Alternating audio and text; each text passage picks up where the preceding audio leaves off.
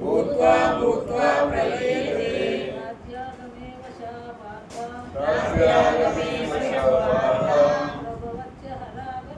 प्रभवत्य हरागमे भूतग्राम स एवायं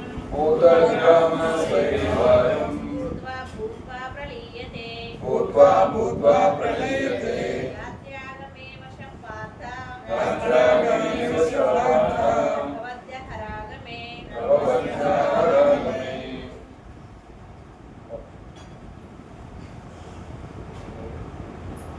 प्रतिपदार्थ तात्पर्य भाषा श्रील प्रभुपाद जगद्गुरु श्रील प्रभुपाद की जय। भूतग्रामः समस्त जीवुల సముదాయము సహ ఏవ నిశ్చయముగా అయం ఇది భూత్వా మాటి మాటికి జన్మిస్తూ ప్రళీయతే నశించిపోతారు రాత్రి ఆగమే కాగానే అవశః అప్రయత్నంగా పార్థ ఓ వృధా కుమార ప్రభవతి ప్రకటమవుతుంది అహ పగలు ఆగమే కాగానే బ్రహ్మదేవుని పగటి సమయం ఆరంభము కాగానే జీవులందరూ మళ్ళీ జన్మిస్తూ అతని రాత్రి ప్రారంభము కాగానే నిస్సహాయంగా నశిస్తారు. చెప్పండి. బ్రహ్మదేవుని పగటి సమయము ఆరంభము కాగానే జీవులందరూ మళ్ళీ జన్మిస్తూ అతని రాత్రి ప్రారంభము కాగానే నిస్సహాయముగా నశిస్తారు. ఈ భౌతిక జగత్తులోనే ఉండిపోవటానికి ప్రయత్నించే అప్రబుద్ధులు ఉన్నత లోకాలకు ఉద్ధరించబడిన తిరిగి ఈ భూలోకానికే వస్తారు. బ్రహ్మదేవుని పగటి సమయంలో వారు ఈ భౌతిక జగత్తులోని ఉన్నత అధోలోకాలలో తమ కార్యాలను ప్రదర్శించిన అతని రాత్రి కాగానే అందరూ నశించిపోతారు. పగటి సమయంలో వారు భౌతిక కార్యాలపై నానా రకాల దేహాలను పొందుతారు. ఇక రాత్రి వేళ ఎటువంటి దేహాలు లేకుండా విష్ణు దేహంలో ఉండిపోతారు. బ్రహ్మదేవుని పగలు కాగానే మళ్ళీ వారందరూ ప్రకటమవుతారు. భూత్వా ప్రళీయతే. పగటి సమయంలో వారు ప్రకటమవుతారు, రాత్రి వేళ తిరిగి నశించిపోతారు. చిట్ట చివరకు బ్రహ్మదేవుని ఆయు పూర్తి కాగానే వారందరూ నశించిపోయి కోటాను కోట్ల సంవత్సరములు అవ్యక్తంగా ఉండిపోతారు. బ్రహ్మదేవుడు తర్వాత వేరొక కల్పంలో జన్మించినప్పుడు వారందరూ తిరిగి ప్రకటమవుతారు. ఈ రకంగా వారు భౌతిక జగత్తు ప్రభావంలో బందీలవుతారు. కానీ కృష్ణ భక్తి భావం చేపట్టిన బుద్ధిమంతులు హరే కృష్ణ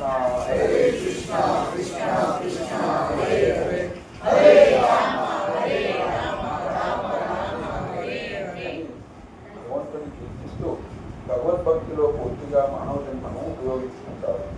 ఆ విధంగా వారు ఈ జన్మలోనే శ్రీకృష్ణుని ఆధ్యాత్మిక లోకానికి చేరుకొని తిరిగి అటువంటి పుట్టుకలకు లోను కాక అక్కడ నిత్యానందమయులు అవుతారు. హరే కృష్ణ కృష్ణ కృష్ణ హరే హరే హరే రామ రామ రామ హరే హరే. ఓం అజ్ఞానతిమిరాంధస్య జ్ఞానాంజనశలాకయ చక్షురున్మిలితం येन तस्मै श्रीगुरवे नमः. श्रीचैतन्यमनोभीष्टं स्थापितं येन भूतले स्वयं रूपकदामहीनं ददाति स्वपदान्तिकं वन्देऽहं श्रीगुरो श्रीयुतापदकमलं श्रीगुरुं वैष्णवांश्च श्रीरूपं साग्रजातं सहगणरघुनाथान्वितं तं सजीवं साद्वैतं सावधूतं परिजनसहितं कृष्णचैतन्यदेवं Shri Radha कृष्णपादान्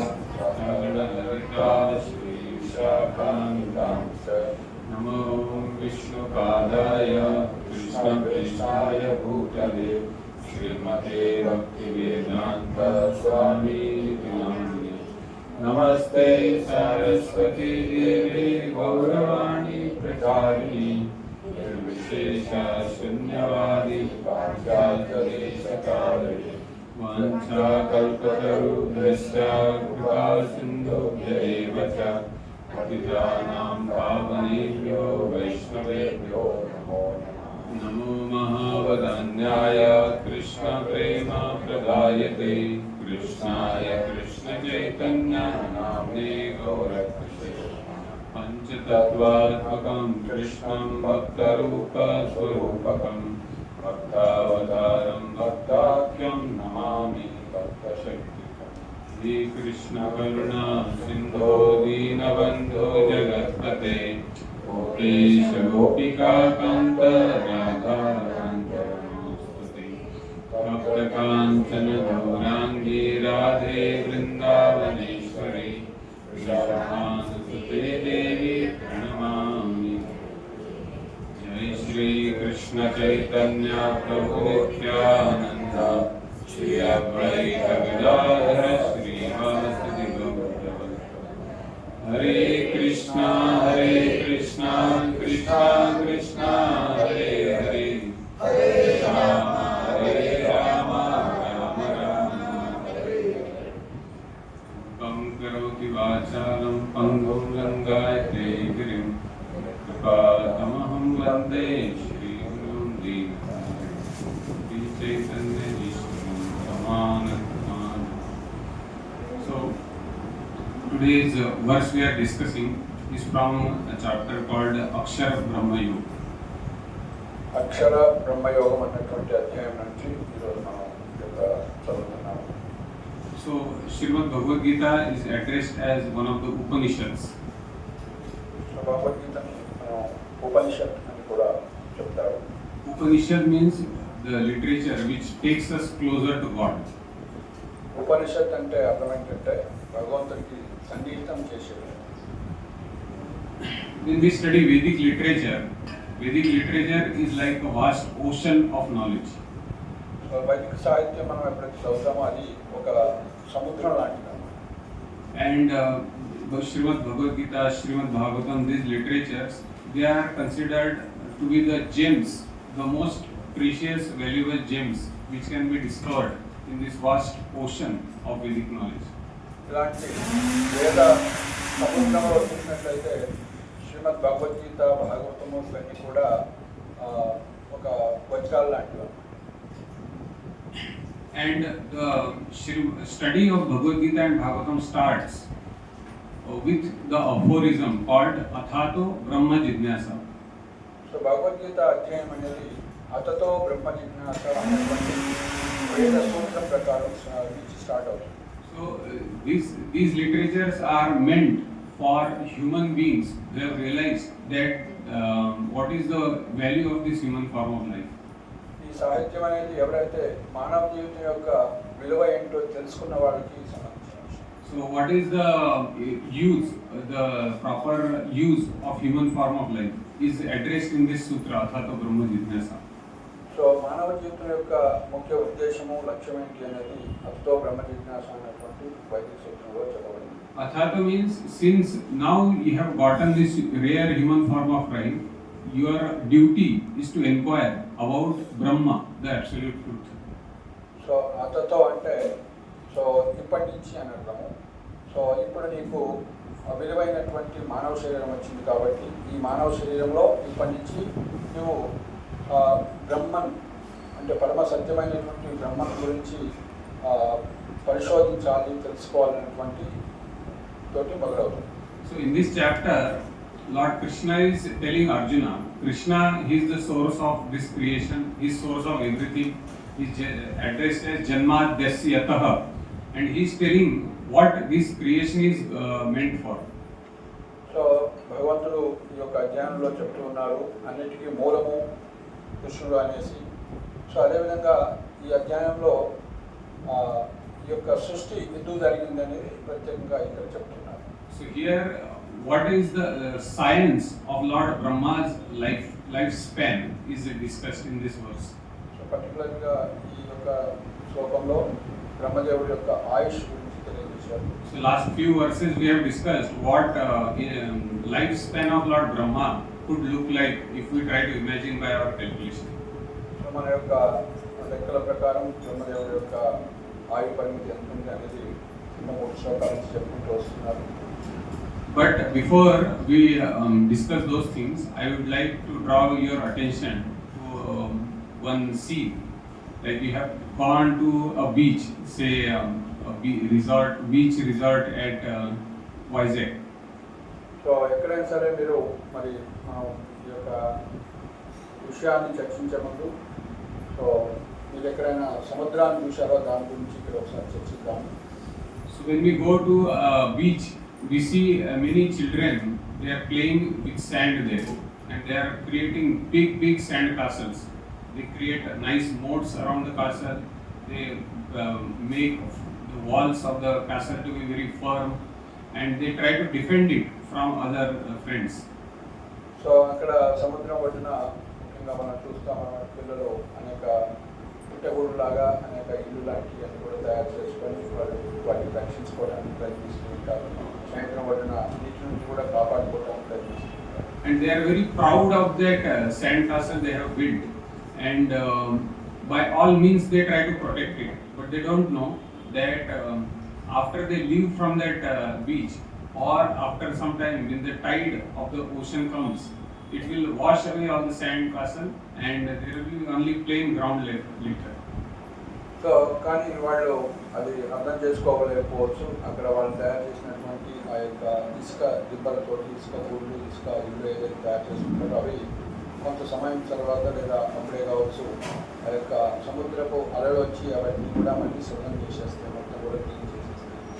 So when adults are standing there, we as adults see these children, their childish play, and we tend to laugh that they are spending so much of their energy, time, endeavor, efforts in building this castle, but it is going to be all washed away by the waves. So పెద్దలు అక్కడ ఉన్నప్పుడు వాళ్ళు చూశారనుకోండి, వాళ్ళ పిల్లలు ఇవన్నీ చేస్తుంటే వాళ్ళు ఇంత విలువైనటువంటి సమయాన్ని, ఇంత శక్తిని, ఇంత ఎనర్జీని వాళ్ళు చిన్న గుళ్ళు కట్టి అది అనవసరంగా జస్ట్ అలా వచ్చి కొట్టుకొని పోయేదానికి ఇంత టైం వేస్ట్ చేస్తున్నారని వాళ్ళు ఫీల్ అవుతారు.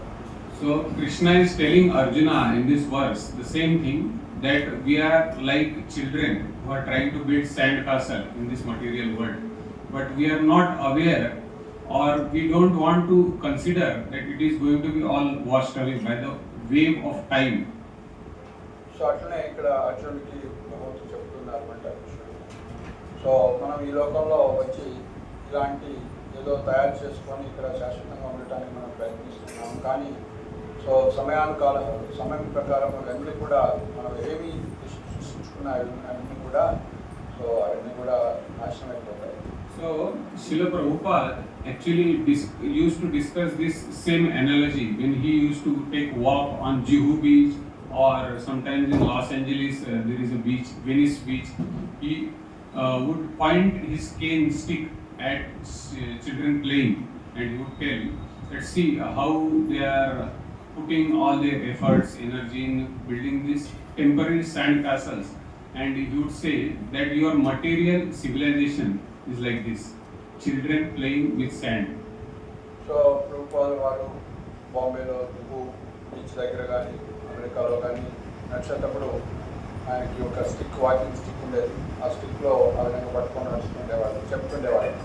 సో పిల్లలు తయారు చేసినటువంటి చిన్న ఇసుక దెబ్బలు, ఇల్లు ఇవన్నీ కూడా ఎలా కొట్టుకుపోతాయో ఈ భౌతిక లోకంలో సృష్టించినంతా కూడా ఈ విధంగా ఒకరోజు కాలంలో ఇదంతా కూడా సమాప్తమైపోతుంది చెప్తారు.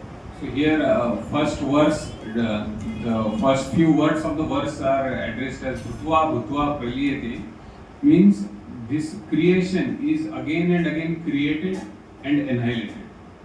సో భూత్వా ప్రళీయతే అనేటువంటి ఆ యొక్క పదం యొక్క అర్థం ఏంటంటే ఈ యొక్క సృష్టి అనేది ఎన్నోసార్లు సృష్టించబడింది మరియు అదేవిధంగా అది మొత్తం కూడా నాశనం కూడా చేయబడింది. But general tendency, our tendency is to create a permanent place in this temporary world. So కానీ మనం ఏం చేస్తున్నామంటే ఈ యొక్క అశాశ్వతమైన ఈ ప్రదేశంలో శాశ్వతమైన దాన్ని సృష్టించడానికి ప్రయత్నిస్తూ ఉన్నాం. So we try many different ways. We try to do try to maintain our health by doing good exercises, by having proper diet, by taking medicines, different kinds of supplements. So ఈ విధంగా మన ఆరోగ్యాన్ని పర్మనెంట్గా శాశ్వతంగా ఆరోగ్యంగా ఉండటం కోసం అనేకమైనటువంటి యోగాసనాలు, అదేవిధంగా మందులు తీసుకోవడం, తగినటువంటి ఔషధాలు తీసుకోవడం, ఇవన్నీ కూడా ప్రయత్నం చేస్తూ దీన్ని శాశ్వతంగా ఉంచడానికి మనం ప్రయత్నిస్తాం. We try to create so many security systems that thieves should not break in our house. It should be like a fortress. No one should harm us inside our house. అదేవిధంగా ఇంటిని కూడా రక్షించుకోవడానికి అనేక రక్షణ విషయాలను మనం ఏర్పాటు చేసుకుంటాం. There was one big famous industrialist. His name was Walt Disney.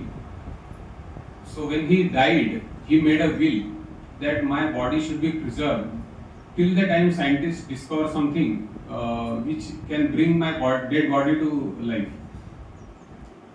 So Walt Disney అన్న ఆయన గొప్ప పారిశ్రామికవేత్త అనమాట. సో ఆయన చెప్పారనమాట, సైంటిస్టులు దీనికి ఒక పరిష్కారం, మృత్యువుకి ఒక పరిష్కారం దొరికే వరకు కూడా ఆయన డెడ్ బాడీని అలాగే ఉంచమని చెప్పారు. To keep the dead body till there is some discovery when they can bring his dead body to life. Again they can give him life. ఆ విధంగా నా యొక్క మృత శరీరాన్ని అట్లనే ఉంచండి. ఈ యొక్క శాస్త్రవేత్తలు ఒక జీవికి అంటే మృత శరీరానికి జీవించేదానికి ప్రయత్నిస్తున్నారు. అలా ప్రయత్నించే కనుక్కునే వరకు ఈ శరీరాన్ని ప్రిజర్వ్ చేసి పెట్టండి. And for that he gave scientists big sum of money, like maybe some millions of dollars. So దానికోసం శాస్త్రవేత్తలకి ఆయన ఎన్నో కోట్ల కొలది ధనాన్ని ఇచ్చారు. So after his death, Walt Disney's relatives got worried. They thought if this scientist bring him to life, then we all lose all the inheritance from Walt Disney.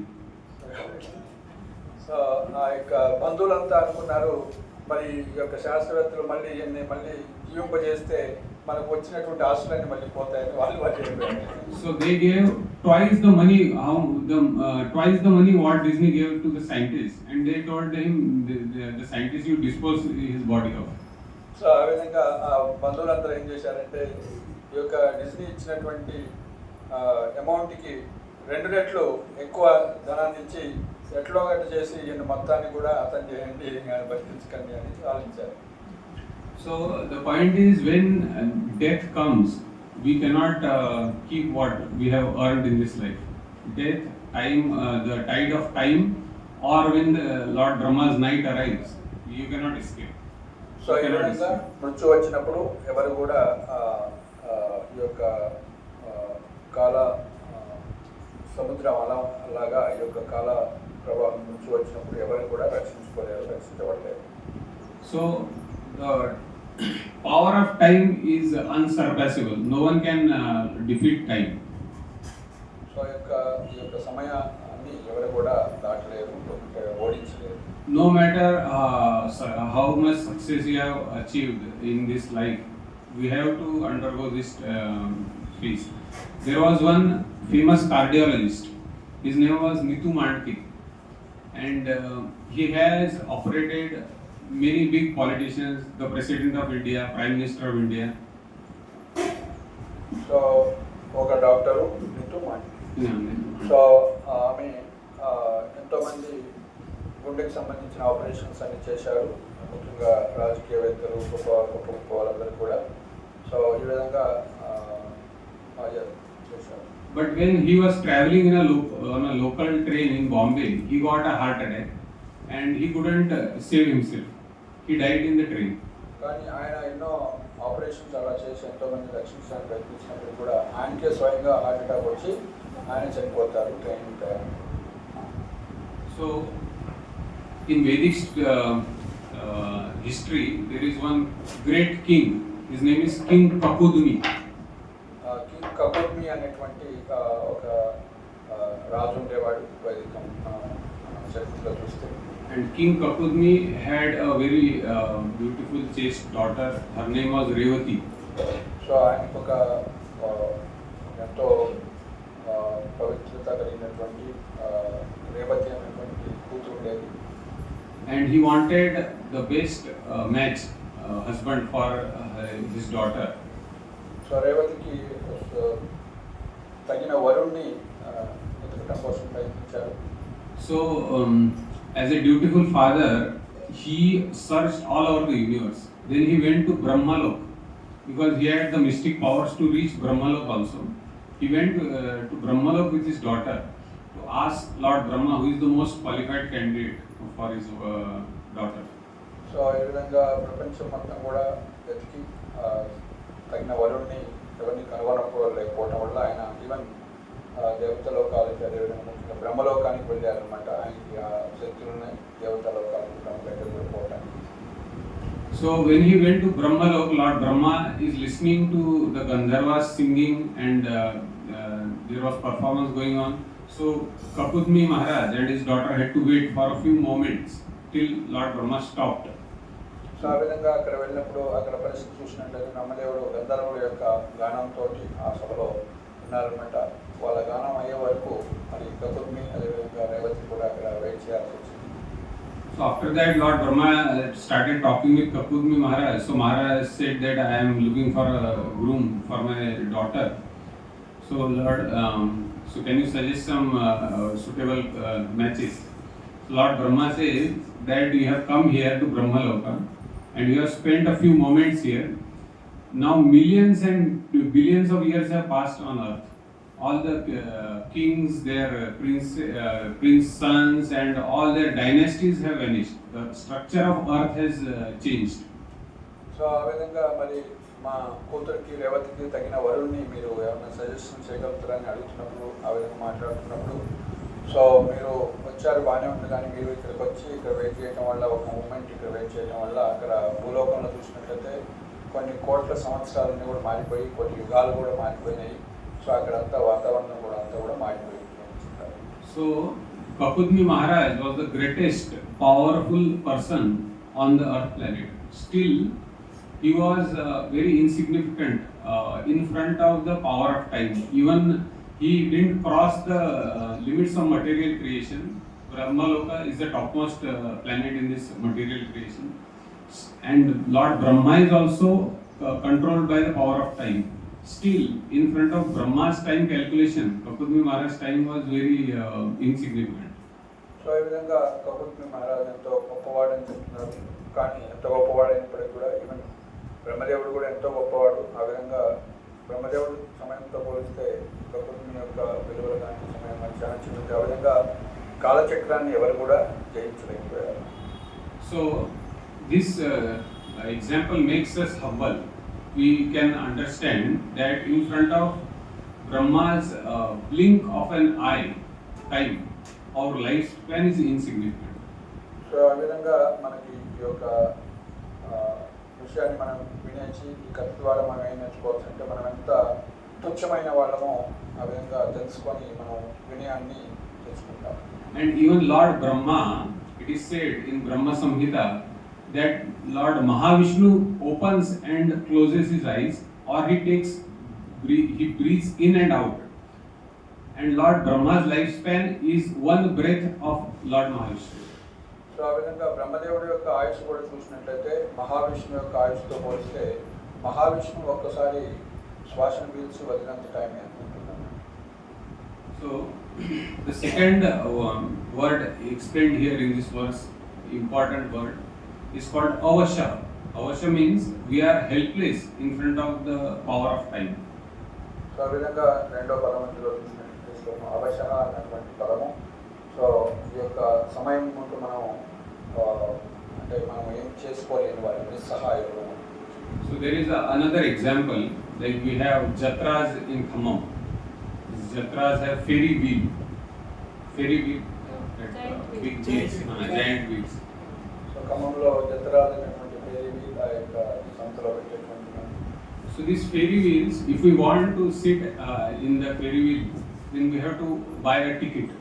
Till the time we buy a ticket, we have a free wheel that we want to board the wheel or we don't want to board.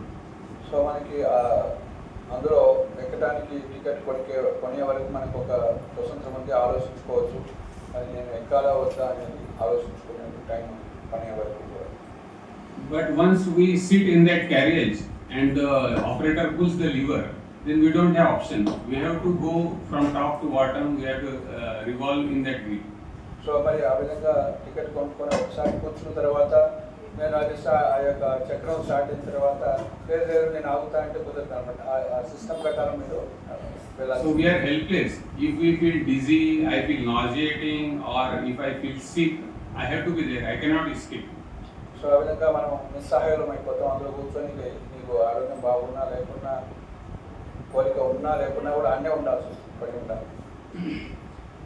So I remember my friend, he and his fiance, his girlfriend, they sat in this ferry wheel, and his girlfriend, she was scared, so the wheel started and the girl vomited on the boy. So ఆ విధంగా ఒక ప్రభుత్వ వాళ్ళ స్నేహితుల యొక్క friend ఎవరైతే ఉన్నారో, so ప్రేయసి వాళ్ళందరూ ఒకసారి ఇట్లా ఫెరీ వీల్ యొక్క చక్రంలో కూర్చున్నారు టికెట్ తీసుకొని. కానీ ఆమె స్టార్ట్ అవుతుందనే భయపడింది అనమాట. సో భయపడితే ఇంకా మళ్ళీ ఆప్షన్ లేదు కాబట్టి ఆమె ఈవెన్ వామిటింగ్ కూడా ఆయన మీద వామిటింగ్ కూడా చేసింది. So when we are in this material world is like a ferry wheel. We have bought a ticket to sit in this material ferry wheel of the material world. So అట్లా అదేవిధంగా మనం కూడా ఈ భౌతిక జగత్తులో ఇలాంటి ఒక టికెట్ కొనుక్కొని ఇక్కడికి వచ్చేసాం అనమాట. రెండో choice. So sometimes we get the body of a demigod in heavens, sometimes we get body of a human on this earth, sometimes we get body of animal, or in the lower planets we can get birth. So ఈ విధంగా ఒకసారి ఇలా వచ్చిన తర్వాత ఒక్కోసారి మనము దేవతా శరీరం తీసుకుంటాం, ఒక్కోసారి మానవ శరీరం, ఒక్కోసారి నీచ జాతిలో జంతువుగా జన్మిస్తాం, లేదా ఇంకా తక్కువ లోకాల్లో కింద లోకాల్లో కూడా జన్మించే అవకాశం. So we don't have choice. In this chapter we are reading, same thing has been explained by Krishna. He tells that if you die on the night, the dark fortnight or cold place and all those things, then you go to Chandrayam. Again you drink somras, all those things. Again you take birth on earth, like that. So ఈ విధంగా ఈ అధ్యాయంలో మనం చూసినట్లయితే ఆ విధంగా శుక్లపక్షంలో చనిపోతే ఏమవుతుంది, అదేవిధంగా బహుళపక్షంలో చనిపోతే ఏమవుతుంది, ఇవన్నీ కూడా వివరాలు ఇచ్చారనమాట. So Srila Prabhupada, he went to Rome in 1974 and he saw the ruins of the Roman Empire, all the destroyed palaces, the pillars, all their museums filled with the artifacts and the weapons, the crowns of the emperors. So 1974లో శ్రీల ప్రభుపాద వారు Roman empire, Rome వెళ్ళారు. So అక్కడ వాళ్ళు ఇంతకుముందు ఉన్నటువంటి ఆ యొక్క యుద్ధానికి సంబంధించిన విషయాలు, పెద్ద పెద్ద బిల్డింగ్స్ ఇవన్నీ కూడా చూశారనమాట.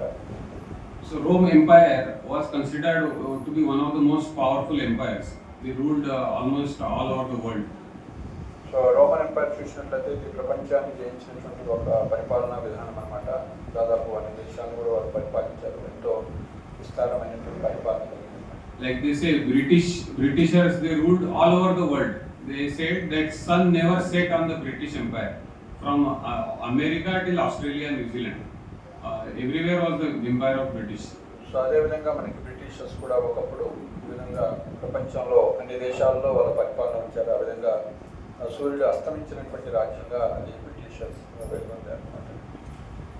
So Srila Prabhupada asked his disciples, so where are the Romans now? Where is their empire? So ఈ విధంగా అలా సూర్యుడు అస్తమించినటువంటి ఈ యొక్క రోమన్ సామ్రాజ్యంలో ఆ యొక్క రాజులంతా ఏది అని అక్కడ ఉన్నటువంటి వాళ్ళ శిష్యులతో మాట్లాడారు. So when we discuss all these things, we have to understand what is our role in this world. So should we stop doing, stop constructing house? Should we stop staying with our families?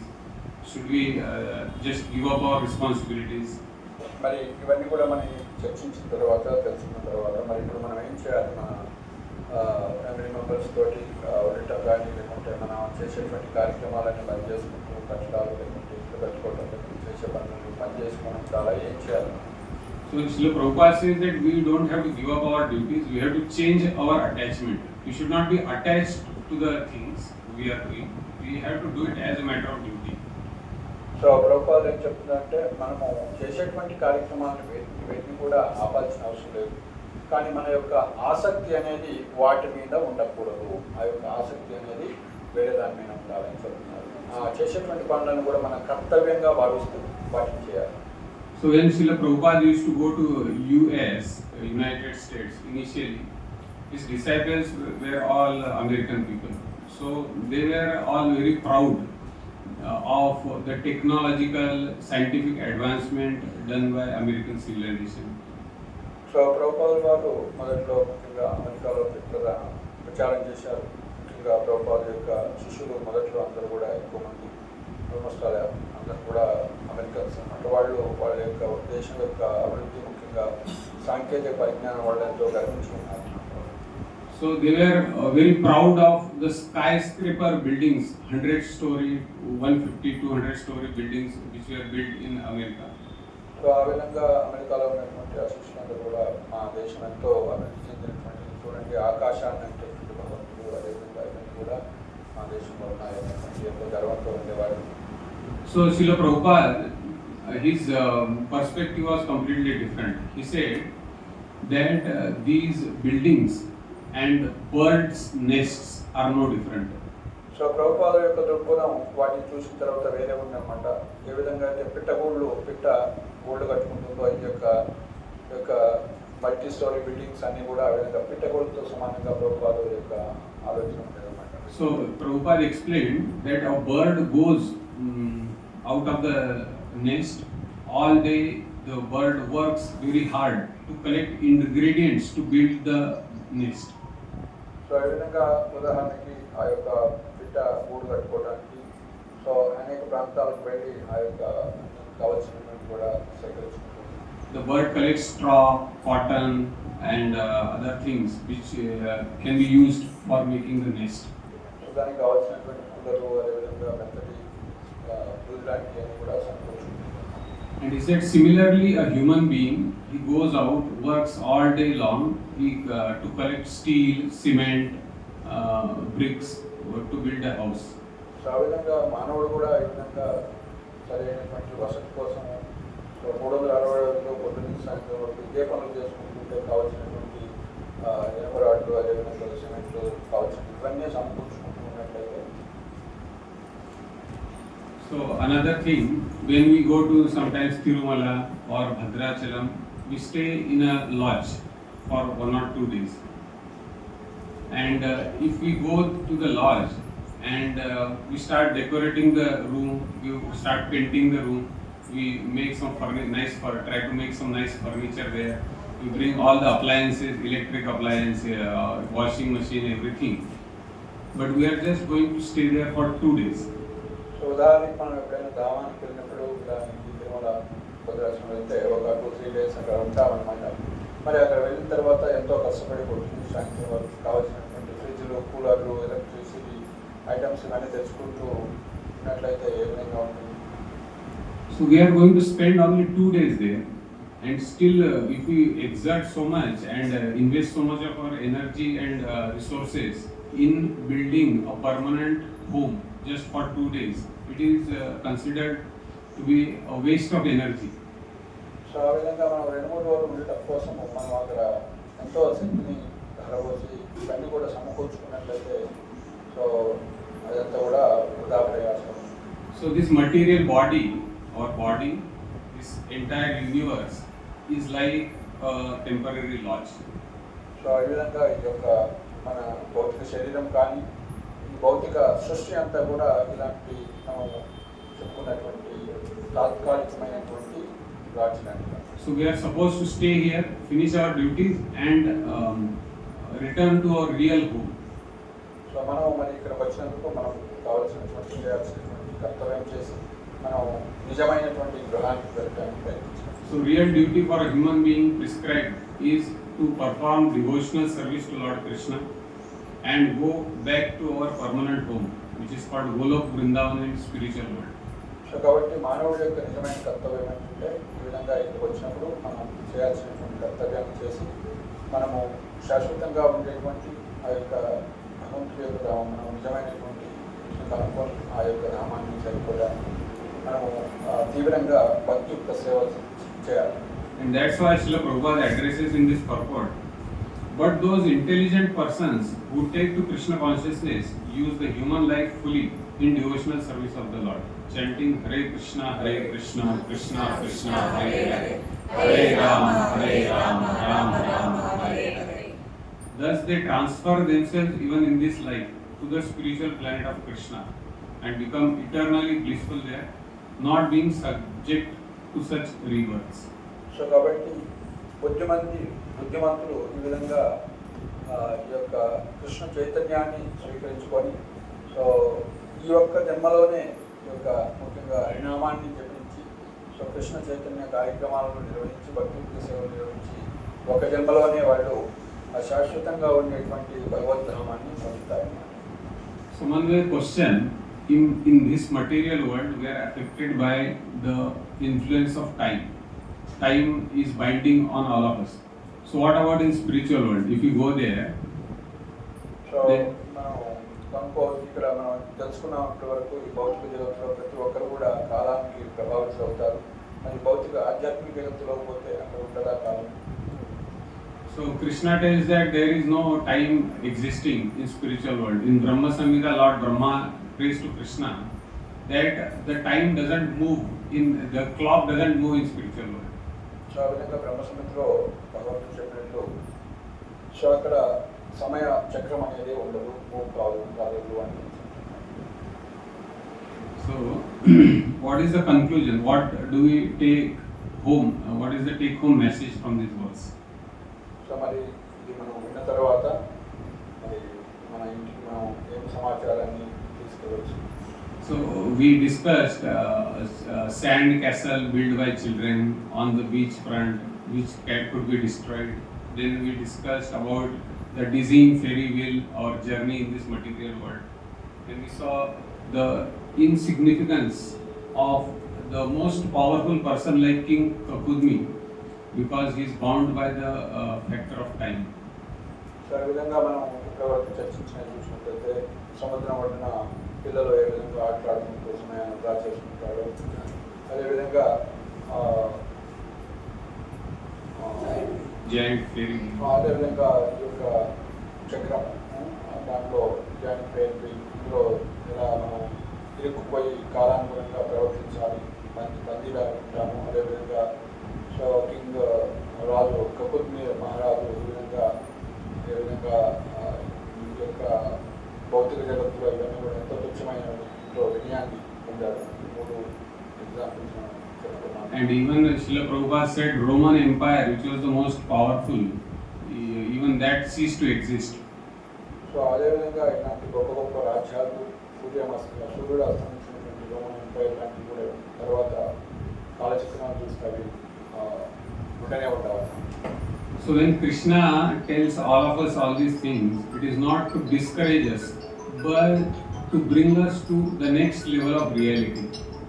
మరి కృష్ణుడు ఇవన్నీ కూడా మనకి ప్రస్తావన చేస్తున్నారంటే ఎందుకు ఆయన చేసినట్లయితే మనకి వాటిని వీటిని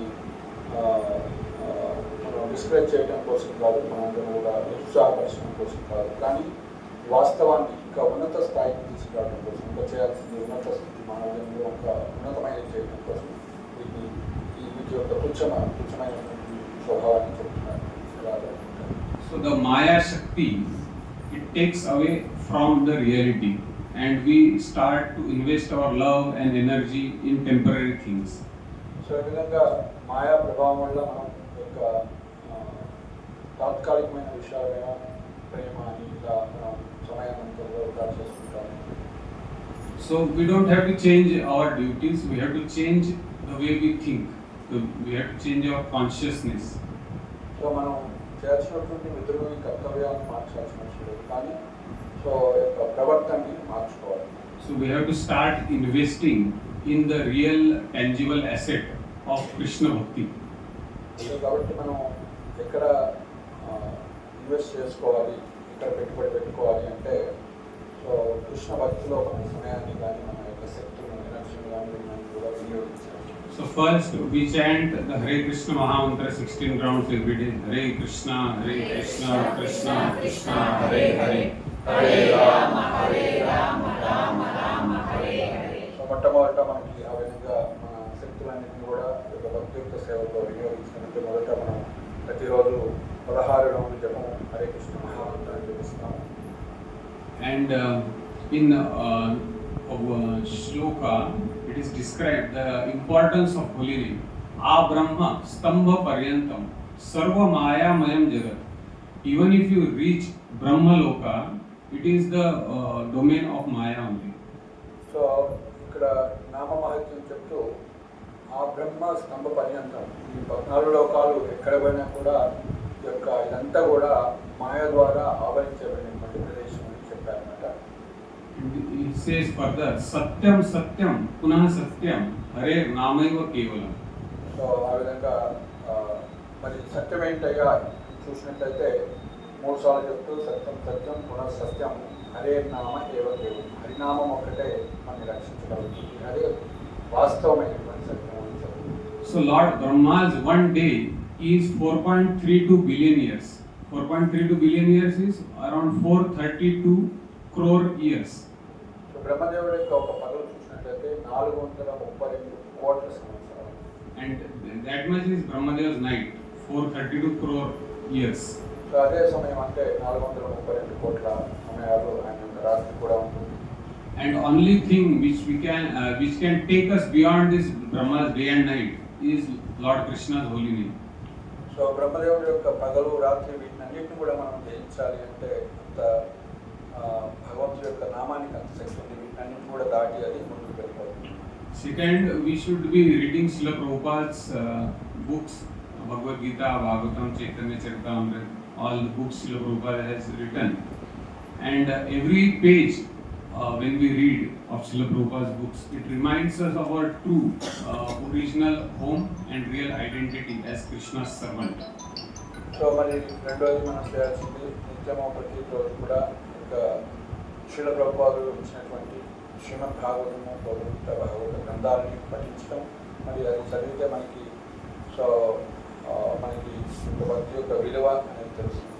It pulls us off from the wheel of birth and death. So ఈ విధంగా వీటిని చదవడం వల్ల మనం కాల్చిన జన్మ జరావళి చక్రం నుంచి బయటకు లాగేస్తుంది. And finally, we should be associating with devotees, coming to for the programs regularly, serving the devotees, serving deities, and in this way we can help each other to on our way, our journey to the spiritual world. Hare Krishna. ఈ రెండు చేయటం వల్ల, నామం చేయటం వల్ల, ప్రభుపాదుల యొక్క పుస్తకాలు శ్రవణ కీర్తన చేయటం వల్ల మనం కాలచక్రం నుంచి భయంకరమైనటువంటి జన్మ నుంచి బయటపడుతూ మన సమయాన్ని యొక్క సాంగత్యంలో, భక్తుల యొక్క సాంగత్యంలో ఇన్వెస్ట్ చేయడానికి మనకి సదవకాశం ఏర్పడుతుంది. Hare Krishna. Thank you very much. Srimad Srimad Bhagavad Gita ki jai. Srila Prabhupada ki jai. Any questions? నైవేద్యం పెట్టారా? ప్రశ్న ఉంటే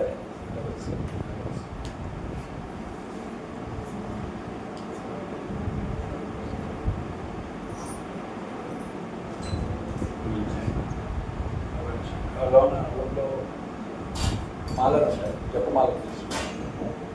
సో ఇంకా ఏమైనా ప్రశ్న ఉంటే అడగవచ్చు, అప్పుడు మనం ఒక రౌండ్ జపం చేద్దాం. సో ప్రతి ఒక్కరు కూడా రోజు కూడా జపం చేయాలి. కొత్త వాళ్ళు వచ్చారు ఈరోజు, కొత్త వాళ్ళు వచ్చారు. నా పేరు మాతాజీ వచ్చారు. సో ప్రతిరోజు ప్రతి సండే ఇక్కడ సత్సంగ కార్యక్రమం ఉంటుంది, రావచ్చు. పొద్దున 10:30 నుంచి 1:30 వరకు సత్సంగ కార్యక్రమం ఉంటుంది. ప్రవచనము ఆరతి ప్రసాదం అదేవిధంగా భజన కూడా. సో ఏం నేర్చుకున్నావు ఈరోజు?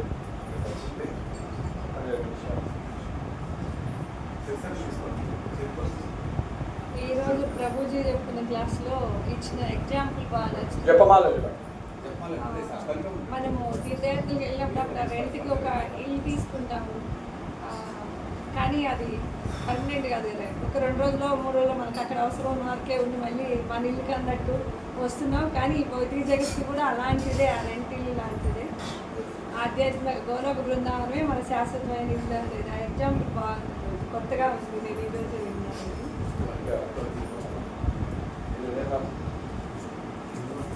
ఎప్పటికైనా మనం ఉద్యోగాలు విస్తరిస్తాయిగా సో మనం ఇక్కడ శాశ్వతంగా ఎక్కువ ప్రయత్నించకూడదు. ఇందులో ఉండటానికి మనం వెళ్ళిపోవడానికి సరైన మార్గాన్ని ఏర్పాటు చేసుకోవాలి. సో మాతాజీ ఏమో చెప్పారు, అక్కడ మనకి ఈ విధంగా సముద్రం పడిన విధంగా ఏదో చిన్న ఇల్లు కట్టుకొని పిల్లలు ఆడుతుంటాయి. సో అవన్నీ కూడా ఆలోచన కొట్టుకొని పోయారు. భౌతిక జగత్తులో మనం ఏమి ఇంత చేసినా కానీ కాలం పోయాలని కూడా కొట్టుకోవాలి. సో తీసుకోండి, అందరూ మాట్లాడుకుంటున్నారు. చాలా దాన్ని బేస్ చేసుకొని క్వశ్చన్, గురువు అని ఎవరిని అంటాము? గురు శిష్యుడికి సంబంధం ఎలా ఉండాలి? గురువుకి ఉండాల్సిన లక్షణాలు శిష్యుడికి ఉండాల్సిన లక్షణాలు. సో మాతాజీ మొన్న పౌర్ణమి రోజు ఏకాదశి మామూలు పౌర్ణమి గుడి పౌర్ణమి. సో వ్యాస సనాతన గోస్వామి, అదేవిధంగా తిరోభావతి, ఆ రోజు వ్యాసుడు యొక్క రోజు గుడి పౌర్ణమి అంటాము. సో గురి పౌర్ణమి రోజు గురువు అంటే ఎవరో